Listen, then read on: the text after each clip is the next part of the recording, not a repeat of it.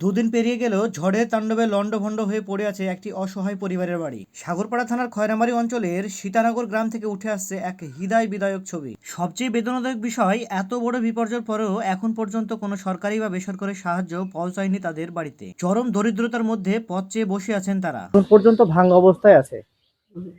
কেউ এসেছে আপনার বাড়িতে? না, সাহায্যের হাত বাড়িতে কেউ আসেনি এখন পর্যন্ত? না, কেউ আসেনি। কি চাইছেন আপনি এখন? কি করবো? ঘর যাদের এখন কিভাবে ঠিক করবেন? কিভাবে ঠিক করবো আপনারা দেখেন। রাত 12টার দিকে ঝড় উঠেছিল। আমরা বাইরে ছাগল তুলতে গেছিলাম, এসে দেখছি যে ঝড় ওঠার সাথে এই ঘরে বড় ভাবে আমার মেয়ে ছিল, ঘরের ভিতরে আমার মা ছিল। দিয়ে ওরা বাড়াতে পেরেছে আমরা এখানে আসতেই পারিনি, ঝড়ের এত গতি ছিল। ঘুমেছিল, ঘুমে থেকে উঠে হয়তো মেঘ ডেকেছে, ওঠা মাত্রই তো ঝড় গেছে। প্রাকৃতিক নির্মল আঘাতেই মুহূর্তের মাথার উপর ছাদ হারিয়ে নিঃস্ব হয়ে পড়েছে পরিবারটি। খোলা আকাশের নিচে নিশ্চয়তার মধ্যে দিন কাটাতে হচ্ছে তাদেরকে। ওই পাট কাটা, সুতো কাটা এইসব করে জীবিকা চালাই। গ্রামীণ ব্যাপার যেভাবে চলে সেভাবে দিন।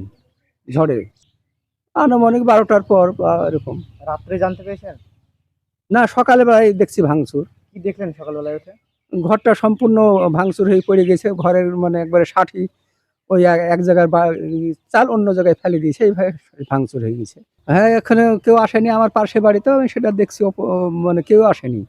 কোনো রাজনৈতিক বিভাগে তো বহু প্রার্থী ছিল, কন্টেস্ট করলো, কিন্তু কেউ আসেনি। এইমাত্র তো দেখছিলাম যে মৌলানা হাবিবুর রহমান আসতেই দেখলাম।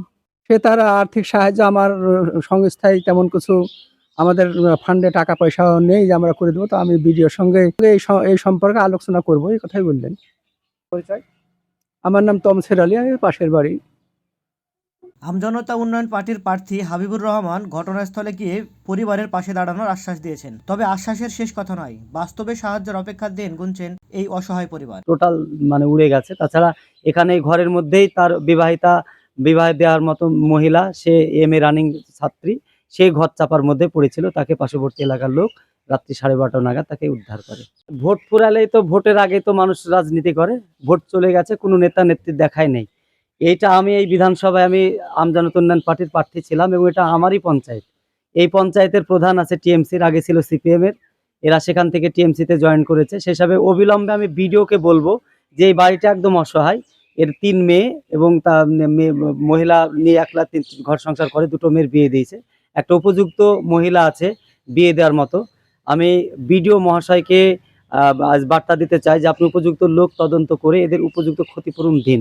খুব অসহায় পরিবারটা। আমি এসেছি, দেখলাম চারিদিকে ভাঙ্গা, গোটা ঘর, মনে হচ্ছে যে কোনো কিছুই ছিল না এখানে।